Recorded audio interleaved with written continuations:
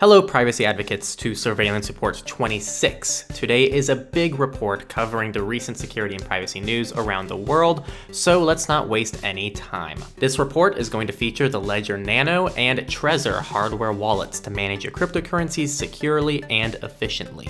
I use the Ledger Nano and I love the peace of mind it gives me with the cryptocurrencies I own, and if you're going to protect anything, I hope it at least be your finances, especially one that could be worth the millions of pizzas. You've all heard about the Bitcoin pizza story. I'll have links below to both wallets for you to check out. As always, let's begin with company news. Probably still one of the larger concerns is Apple's Big Sur and some of the security issues that have been talked about. This was a huge story in the last surveillance report, and there have been a plethora of updates since then. So many that it's going to be its own dedicated video recapping the entire situation and what it means for you. It's going to go on our YouTube channel, PeerTube, and library. So subscribe to one of those to catch it once it's done. It should clear a lot of things up for you. On to surveillance report news. Microsoft is our first company of the week, and they came under serious criticism for their new tool allowing managers to track employees through Microsoft 365. They gave a pretty subpar response, saying it's not a surveillance tool, but rather a useful tool.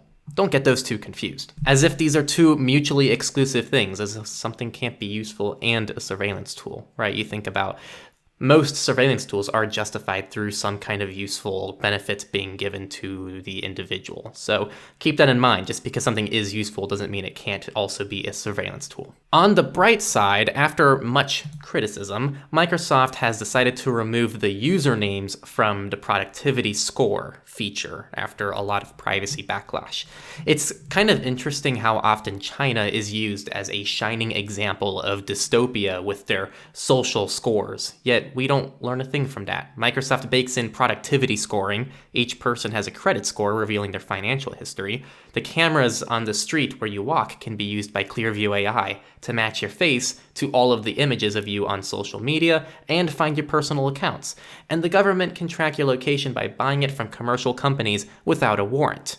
We live in a spooky time, and we're going to talk more about those warrantless location things later in the politics section. Google is our next company. They are rolling out end-to-end encryption for RCS in Android messages. Don't gatekeep too quickly here. This is actually overall a good thing. I know it's hard to trust Google, but end-to-end encryption is overall a good thing. More things using end-to-end encryption is a plus for everyone, even if Google is able to collect metadata from contacts and still build a profile around the messages. This isn't really any worse than the current situation, and it's going to offer protection from cell companies and any other intermediaries. So it's still a good situation for everyone, and Google can't read the raw message content either. This is in public beta and is not currently available and likely will never be available in China and Russia for obvious reasons. If you're interested too, there's a technical paper covering the end-to-end encryption, how it works, and all the other fun tidbits. It's actually utilizing the Signal protocol, the same one that's used in the Signal app. Web browsers had a lot of news this week, starting with Google Chrome. Google has announced next year Chrome extensions will show exactly what data they collect from users, similar to when you download an application onto your phone, and it tells you what permissions or data the app needs.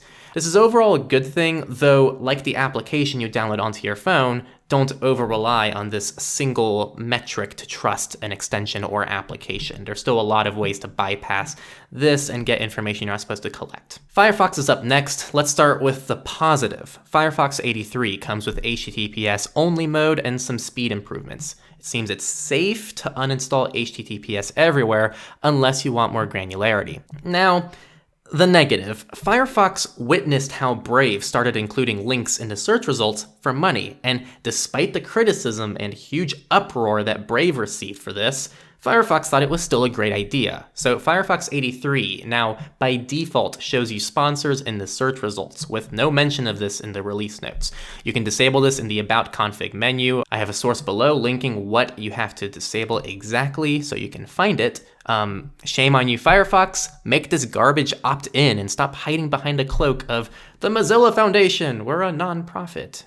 Brave decided to look at their Android app and realized something was missing. No, not always on private mode. Who wants that? It's the Binance widget. Oh god. No one asked for it, Brave. Just one more thing to disable. The browser scene just pisses me off. It's so nasty. Amazon's final plans of selling cheap IoT devices for like $30 that do nothing different than the other IoT devices that were $40 is coming to fruition. The reason they've been doing all of this might be because of Amazon Sidewalk, where all of these devices communicate on a neighborhood level.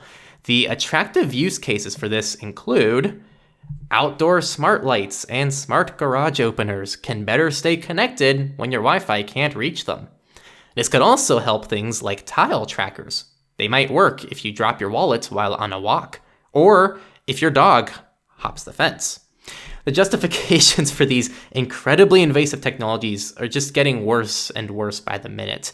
Now we're getting to the point where it's like, this is useful if it's 68 degrees outside on a partially cloudy day, and you wake up after sleeping for 8 hours, but you slept on your neck wrong, which might lead you to get to work late. But you won't get to work late if you use our smart toilet, which massages your neck while you poop before work. To tie this back to the Amazon stuff, this works on a lot of devices. This works on pretty much any device since 2017, and all it took was a software update, where this was switched on by default, by the way. So you have to go into the settings and turn it off.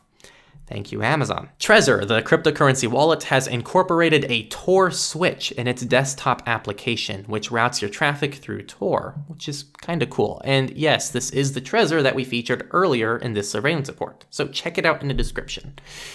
Tutanota, the private email provider, is coming under some fire as a German court is forcing Tutanota to hand over user data of suspected criminals when it's unencrypted. People seem a bit concerned, which is completely valid, though it should be no surprise to you that a company has to follow the law. It's a safe assumption to make. So be aware, if you are using end-to-end encryption in Tutanota, which you can do for external contacts as well, you're totally good. And also, just don't do illegal stuff. That's a great way to avoid state actors from chasing after you. Tutanota, though, regardless of this, has made a PSA, and I'm sure they'll have a blog post on it soon as well to hopefully clear up some concerns. You can read the PSA in the sources in the description. Hopefully YouTube doesn't strike those. Our final company is General Motors, who has launched their own insurance agency, OnStar Insurance Services, where drivers and their habits are collected in order to offer discounts. It's finally happening, people. Your insurance rates are going to be dictated by the data you've optionally allowed into your life. If you're still laughing at China, just look around because it's slowly happening around you as well. And that was all the company news, so let's move on to research, which hopefully will have a little bit more positive news. Maybe. A new LiDAR phone attack has been published showing how to convert a smart vacuum's LiDAR into a sensor microphone to pick up audio in a room. They tested this on several objects, including cardboard, trash cans, speakers, and other fun things. This does have a lot of requirements to actually pull off in the real world, like a lot of these theoretical research attacks. So don't panic, but it's still pretty cool to read about and shows the Wild West of IoT.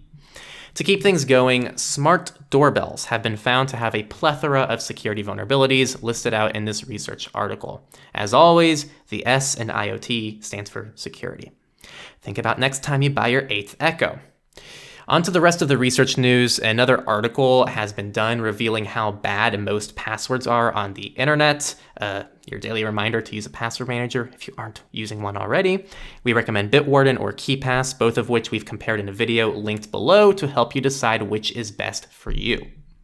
This research article is awesome. A new study has found only a small fraction of the dark web is used for hidden activity. This means out of everybody who uses Tor, less than 7% of those Tor users are using Tor to access .onion domains, which you can only access using Tor. So most people are just accessing normal websites through Tor. Even of those 7%, many .onion sites are legitimate sites, including ProPublica, DuckDuckGo, even Facebook has a .onion site, and countless others. So even that 7% is not 7% illegal. It's likely much smaller than that. This is a good study showing how Tor is a powerful tool that's not designed for evil. So share this article around to your friends who are scared to download Tor. It's something I wish more people used because you really can use it as just your normal browser, though it will be pretty slow. And that's it for research. Time to continue to the politics, starting with the United States. The US Congress has just approved an IoT security law, which asks for the NIST to put together guidelines for Internet of Things devices, including secure code, identity management, patching and configuration management, and more. This is being generally praised as a good start to maybe living in a world where not every IoT device is found to have a major security flaw every month, though I still have my doubts. To continue the trend from the previous few surveillance reports of federal U.S. agencies finding side channels to obtain information they shouldn't have without a warrant, it's been revealed the U.S. military buys location from ordinary applications you use on a day-to-day basis, and in this specific situation was used in a Muslim prayer app with about 100 million downloads, which is being used as a counterterrorism initiative. No matter where you stand on this, remember that this information traditionally requires a warrant to obtain, yet these agencies are collecting the information with no oversight, regulation, or accountability. That's all I'm going to say there. Continuing on with this, documents revealed the IRS worked with a sold database of smartphone movements, which also come from ordinary smartphone applications, tied to that same company we've talked about in the past, Ventel. On to more negative news. Police in Jackson, Mississippi want access to live home security video, which can also be used with things like the Ring camera. People, I really want to let it sink in how much these smart doorbells and other smart Internet of Things devices have been brought up in this single surveillance report alone. If I were you, okay, I'm just saying, if I was you, I'd throw them all out after just listening to this single surveillance report. But that's just me. People freak out with the idea of the government or the police walking into your home without a warrant, but have no issue with the government collecting your location data without your knowledge everywhere you go without a warrant, and now possibly direct access to your home security footage. You have to remember that just because something is digital and you're not seeing it happen doesn't mean it's not happening under your nose. On the bright side, Massachusetts has voted to pass a statewide police ban on facial recognition, and the ACLU has sued the DHS over, surprise, the purchase of cell phone location data being used to track immigrants without a warrant and without their knowledge. That's the third agency in this single report that we know about doing this. I highly encourage you to watch our Android and iOS security and privacy guides. I'll leave them linked below. They'll teach you how to not have this happen to you. And by the way, this article is on the Washington Post, where democracy dies in darkness, yet they paywall every single article. If you're watching the video, you can see you can't even read the damn article because it's the Washington Post, and democracy dies in darkness unless you have money to pay for it. Let's move on to outside of the United States, starting with Brazil that made some big news, as data of 243 million Brazilians was exposed online due to the Ministry of Health website source code, including the password to access the database in the public code. This included full names, home addresses, phone numbers, and medical details, and was pretty much public for anyone who discovered the password in the source code.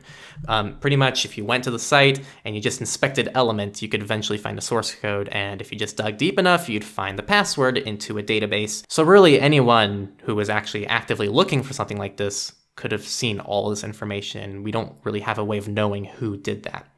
It's great. Up next, Canada has introduced a new Digital Charter Implementation Act, which is a long word for a Canadian privacy law aimed at protecting consumers. It's kind of like the Canadian GDPR. And finally, Australia, where spy agencies were caught collecting COVID-19 app data, further increasing concerns of how COVID tracing data is handled by governments in control of them. And that is the end of politics. So let's move on to free and open source software, FOSS. Let's start with YouTube DL. If you caught SR25, you heard about YouTube DL, the open source tool used for downloading media online, which was taken down by the amazing recording industry. GitHub has officially stood up against this and reinstated YouTube DL on GitHub, and they've revamped their copyright takedown policy with a $1 million legal defense fund for developers.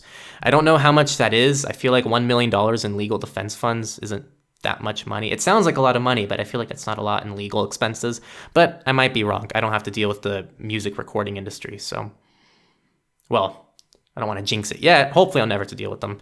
So overall, rejoice. I feel like GitHub doesn't get enough positive reinforcement when they do the right thing, so Let's try to pat them on the back here and there. Up next, that one privacy site, notorious for being one of the few honest and transparent sources of VPN data, has now migrated to a new site, Safety Detectives, which has some questionable recommendations, like Norton and McAfee for antiviruses, closed source password managers like LastPass and NordPass, no top spots for Bitwarden or KeePass, so people are kind of understandably worried about things staying transparent when it's kind of an affiliate click farm. Though, as of today, that one privacy guy still retains full control and everything seems fine. Just keep an eye out, as this is a valid concern. The EFF Panopticlick tool, which was used to analyze the uniqueness of your browser, has been rebranded to Cover Your Tracks, which I think is a good move to avoid the frickin' month it takes to learn how to say Panopticlick without stuttering.